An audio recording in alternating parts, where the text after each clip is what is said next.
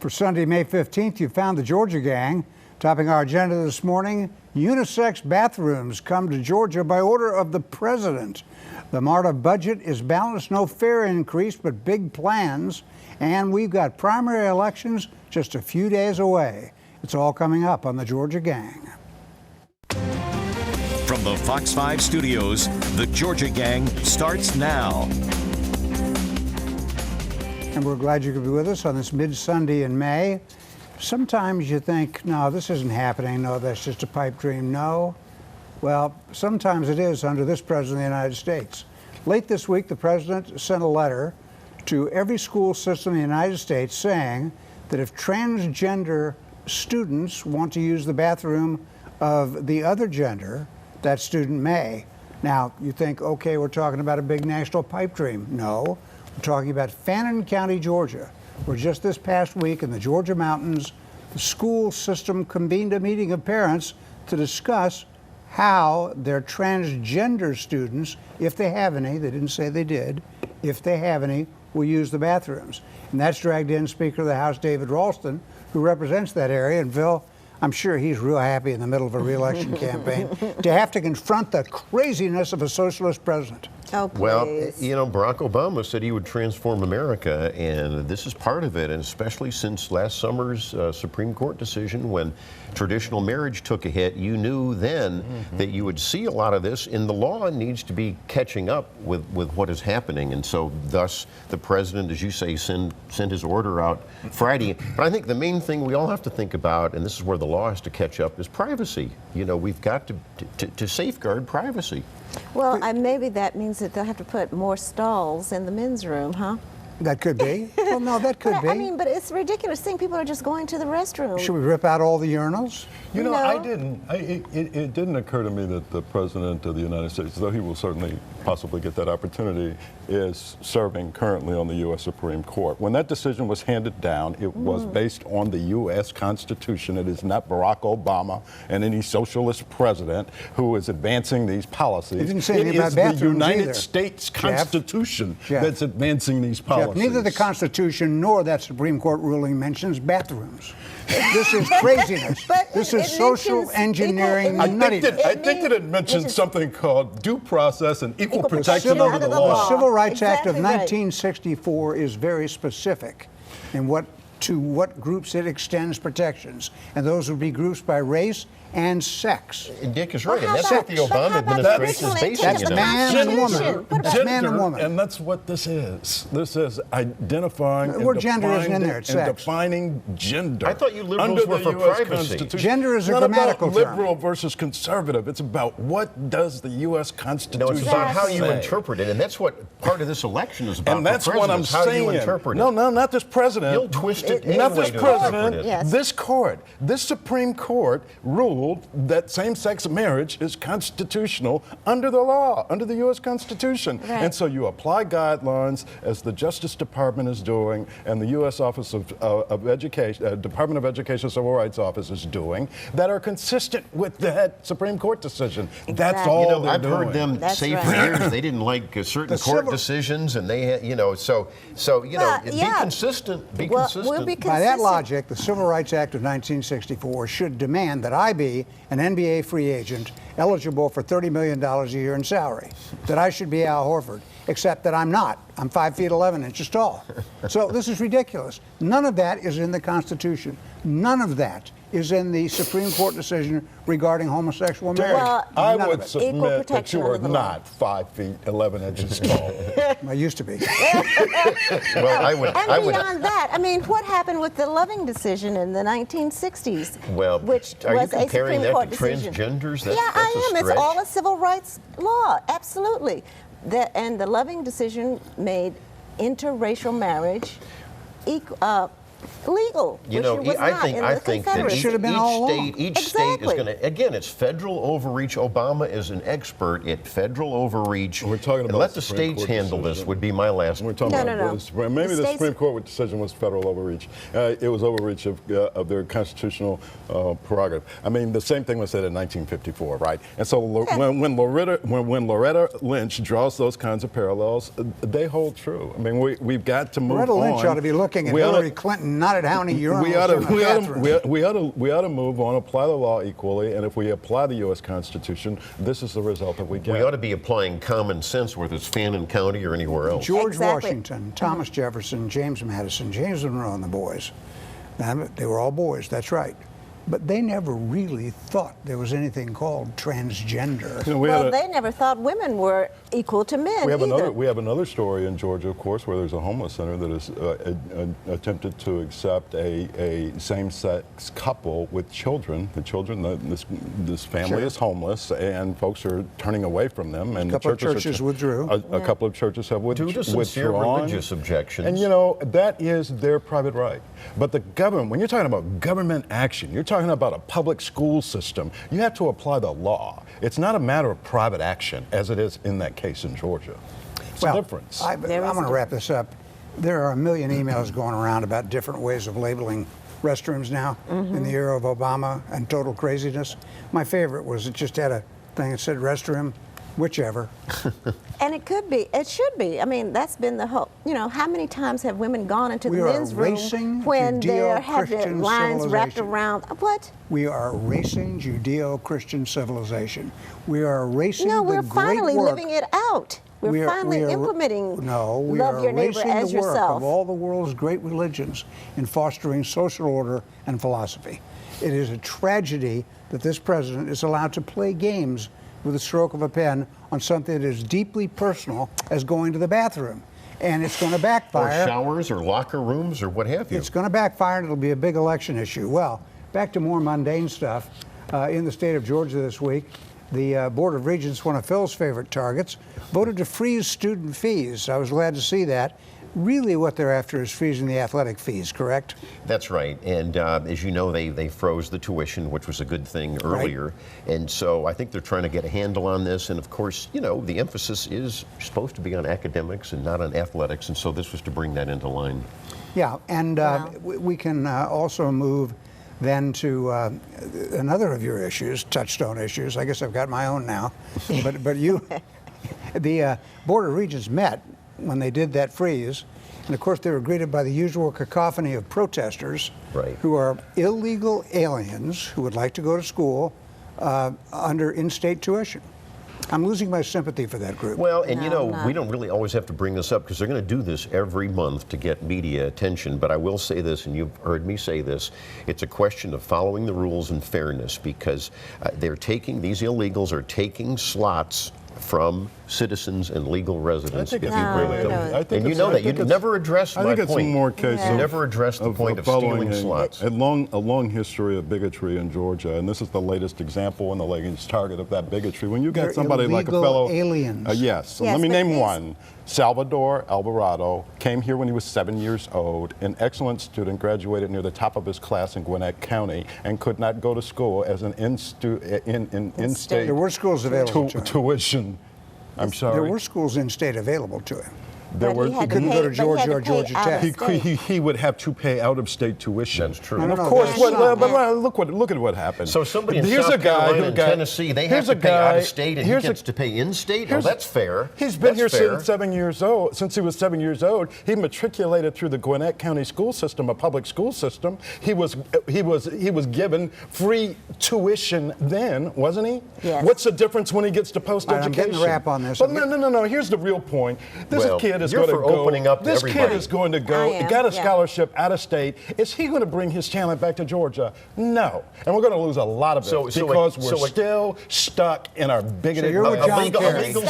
A legal citizen in Tennessee or South Carolina or Alabama, they have to pay out-of-state tuition, and we grant him in-state. That's unfair. Basically, this side of the pattern table of denying education to people of color. That's Basically, what it is. Basically, this That's side of the absurd. table, Phil, is siding with John Kerry, who almost became president. Oh, my Lord. And this week said we are moving toward a borderless society around the world. That's the argument you just heard. Well, interesting that Donald Trump said, let's make America great again. I think the contrast is set. When we come back, local news. Stay with us.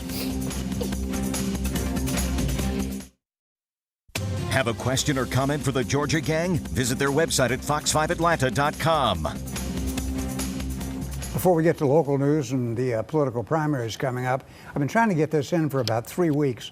But Congressman Doug Collins of North Georgia, that's the Gainesville district, has been going to hearings in Washington, D.C., telling the federal government they cannot excise the term illegal alien or undocumented alien.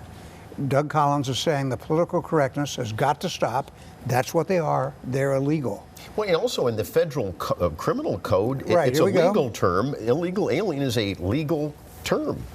And the feds now, again, in this brave new world of Obama and Lynch and Kerry and others, is saying you can't call ex-convicts felons, and you can't say that they're ex-convicts. You have to say they're mired in the criminal justice system. Well, interestingly, you Some know, baloney like that. colleges and universities are looking at having that convict box, that felon box on an application, and check the box, and they're going to remove that because they're finding that a lot of people are discouraged from actually going to college because they have to explain their past Governor criminal Deal led the way in histories. Georgia on that. I'm not sure I agree with Yes. it, but he did lead Right. the way. All right, let's go back to the news. MARTA, which seems to be in good hands these days, as we always say, has revealed a good budget. Looks like it anyway. No fare increases. Right. The fare will stay at $2.50. But they've got a dream now. They're laying out some plans. And I noticed light rail near the Beltline, which Mayor Kasim Reed had hinted at. Yeah. And heavy rail out one way on I-20 and light rail or bus rapid transit out the other. However, that would take $8 billion. And what they're going to have is about $2.5 billion to work with. So I think we're a ways off on that. In Cobb County, more government funds for sports complexes, this time from the city of Marietta, which will pay for the Atlanta United Soccer Club's complex and a youth complex. Yeah. With 3 or 4 more fields. That's not a bad deal, I would say, for Marietta, and of course it's revitalizing the area where it's being put into. Yeah, and I don't disagree. Yeah. Yeah. So slipping into politics a little early in this, Tim Lee, the chairman of the Cobb County Commission, is in a Republican primary with Mike Boyce and Larry Savage there.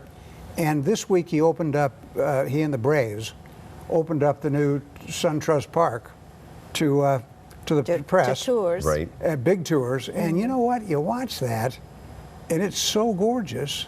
I wonder if this doesn't have a halo effect on Tim Lee's reelection. Well, we've all been there. I don't disagree with what you're saying, but as we all know, and I was just out there a couple days ago, and my office is near there. Traffic is crazy already. I was It's crazy. I was out there one day last week, and you know, it was after rush hour. Traffic was, you know, just inching along, and there was no Braves game. And so with a Braves game there, but as you stated last week, maybe nobody will go.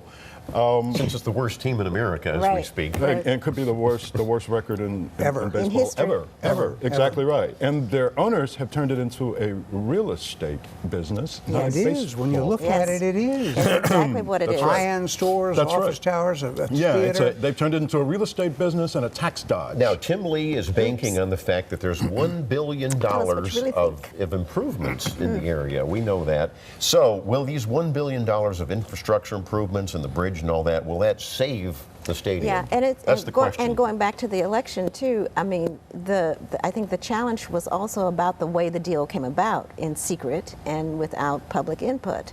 And so it's That's still where Tim remain- Lee's Right. opponents Yeah, I wonder if really- there's, you don't know Right. if there's a backlash on that for his We don't opponents know. or not. But anyway, it looks beautiful. And the other problem for his opponents is that the Braves are so bad that mostly what Right. Chip Carey and Joe Simpson talk about is the new ballpark. Right. They're constantly Can't talk about the showing baseball. views. They're not. Oh, who wants to talk about baseball? Right. So they're talking about the new park and all the fun you can have. All right. It's interesting. All right, when we come back, the rest of the primary elections that are just 11 days away. Stay with us. Have a question or comment for the Georgia Gang? Visit their website at fox5atlanta.com. No, we're still buzzing about bathrooms, but Georgia's Democrats want us to be buzzing about Jim Barksdale, the Senate candidate, one of the 3 in the Democratic Senate primary to challenge Johnny Isakson. Barksdale is up with his first commercial, and I must say, it's the most astounding one I've seen in many a year. It shows Jim Barksdale, who's a financial guy, wearing a golf cap. I thought you wore ball caps in Georgia. Well, he's a man of the people, and he's introducing himself, and I'm trying to be objective. It wasn't a bad ad, but You're kidding. I didn't think it was a bad ad for the Democratic Party. Well, he's showing that he is a personality, one, and two, that he's being an outsider, and that was what I would say he's an odd duck. Well, yeah. And he was Yeah. following in the footsteps of David Perdue's commercials with the windbreaker and just being a regular guy. And I don't want to hang on this, but he does in that commercial. You know, you want to get elected in Georgia, you oppose crime and criminals. Right. He opposes in that commercial mass incarceration. Right. So I guess people shouldn't get punished for their crimes. Well, that's Jim Barksdale. Oh, boy. Let's look at the congressional races. Starting North Georgia, we mentioned that Doug Collins trying to hang on in the district that runs north out of Hall County in Gainesville. He's got Paul Brown as opposition. I think the strides Collins is making make him a heavy favorite, probably avoids a runoff, don't you, Phil? I think he is the heavy favorite, and of course, former Congressman Paul Brown has moved into the district and is trying to unseat him. But as we mentioned last week, those two aides that had ethics problems are really a millstone around his neck. Yeah. Then in Georgia 11, you were kidding me about the numbers. That's Buckhead North. That's right. All the way up to almost to Rome. That's Barry Loudermilk's district. Barry Loudermilk has a lot of challengers, and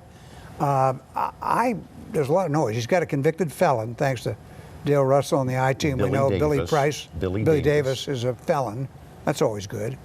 But there's a fellow named Lopp who's making some strides. Well, I mentioned that last week. William Lopp, he's a CPA. He's got a tremendous campaign that's to the right of Barry Loudermilk's. Mercy. And I predicted last week there could be a runoff there. Yeah, we'll see. And if you're of an age, you remember that district, much of it was once represented by the late Larry McDonald.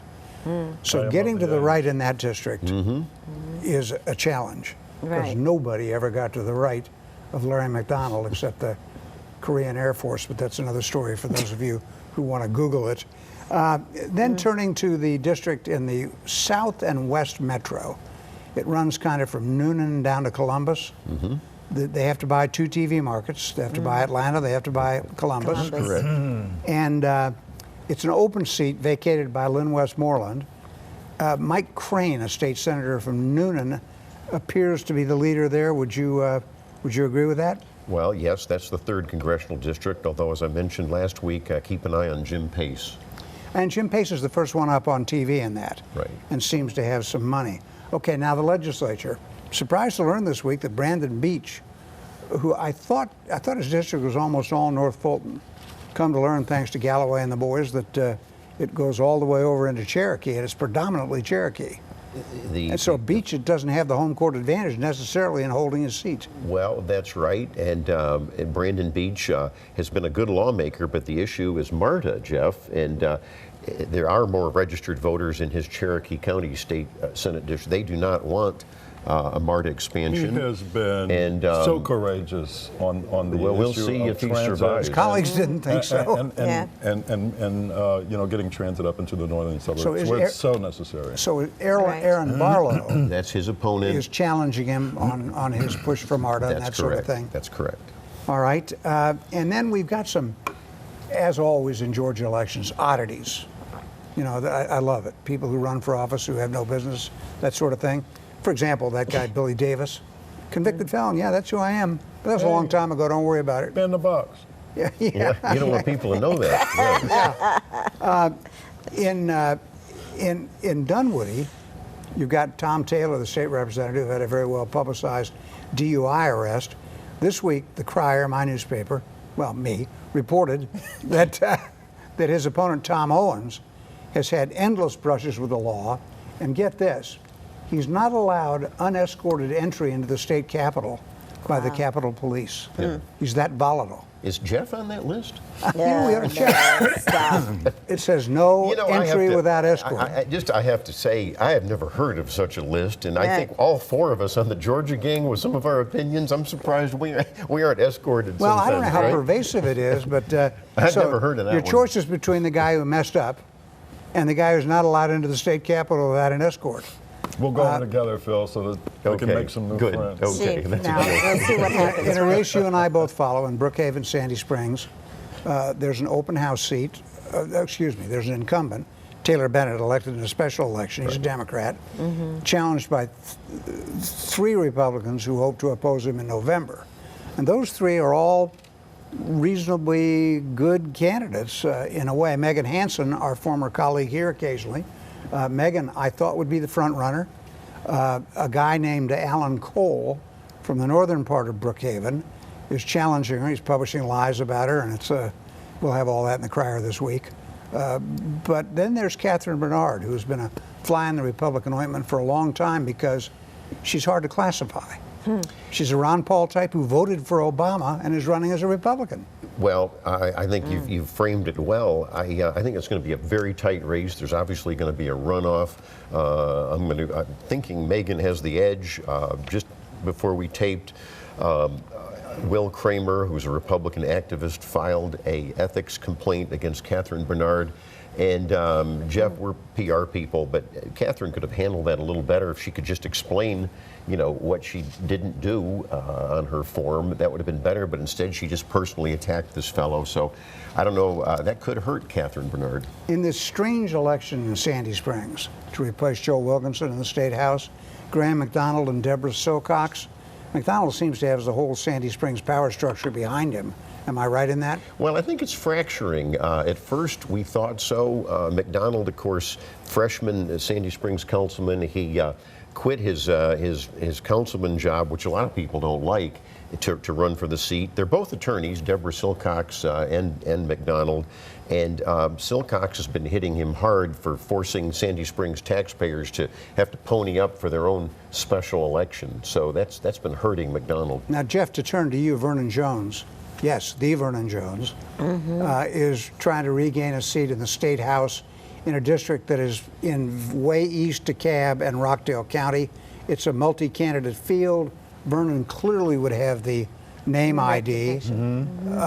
Has he got enough popularity left to win that race? He's going back where he started, to a state house seat, and I think that he's got a pretty good chance. He's lost some recent runs for sheriff and a couple other officers out there, and this might be the ticket for him. Yeah, if it's name recognition, he's likely to Still win. got it, yeah. We've got to organize all this, and next week we'll try and talk about a very important race in DeKalb for tax commissioner. I know that doesn't sound that important, but it is. We'll do that next week, and we'll also look at the many splosts and taxes that are on the coming ballot, but we just don't have time to do it all in one broadcast. So when we come back here this time, we'll talk about winners and losers. Time now for the week's winners and losers. Well, we sure tried to cram a lot into this broadcast, and we'll do the same next week in advance of the May 24th primary. But now for winners and losers, let's begin with you, Jeff. Thank you, Phil. You're not Phil, you're Dick. We all look alike. I know it's true. It's hard. And not 5'11". Kennesaw State University President Dan Papp has done a great job, I think, over the last, 12, 13 years now? 10. And it was a 10? Okay. And really grown that institution. It's up to 33,000. It's either the first or second largest, I can't remember which, in the state now. It's huge. He's had steady growth. He's done all the Let me right tell you, things. Kennesaw State University has been so blessed with excellent leadership. First Betty Siegel, now Dan Papp, and hopefully they'll And only a few of us remember when he was Dan Papp, an expert in Russian affairs at Georgia Tech. How about that? Another How about college that? president is moving on, James Wagner, over there at Emory University, and also, Good. So just somewhat controversial tenure at times, but I think he's led the college well, university well. And then your Pope, the Catholic Pope, has said that Agreed. maybe women can serve as deacons. You know what? So maybe there's some progress there. That was absolute progress, and I applauded every bit of it. Alexis, go. Okay, thank you. I want to salute Charmin Goins at the YWCA. They had their annual Salute to Women of Achievement. She's the new CEO. I know over there. Sherman. Yes, we all know Sherman. Yeah. And this year, Billie Aaron was named Woman of the Year, and the two First Ladies, First Lady of Atlanta, Sarah Elizabeth Reed, and First Lady of Georgia, Sandra Deal, were both included in the induction of 10 women into this year's class. So congratulations to All right, YWCA. Phil, you're going to have to talk fast. I know it. Two losers, Paul Howard, the Fulton County DA. You remember he said that if this black radical apologized for urging that all cops be killed, that she'll be let off for terroristic threats. How permissive, how dumb. And of course, we got to say the Atlanta Braves, we've talked about it, loser. Oh, they're on pace to lose 135 games. It's brutal. And as we said last week, the Atlanta Hawks having to face LeBron James, he was just too much. Too much. He's the best player in the game. I love the Hawks, but if you don't have a superstar when you get to this level of the playoffs, you're in big trouble. So the Hawks have decisions to make during the offseason, which will keep us occupied instead of watching the Braves. Yes. So that's a fair trade-off. My winner, Johnny Isakson, in his run for re-election, he got a gift this week. His name is called Jim Barksdale. I'll let you be the judge, but watch the commercial. It's truly strange.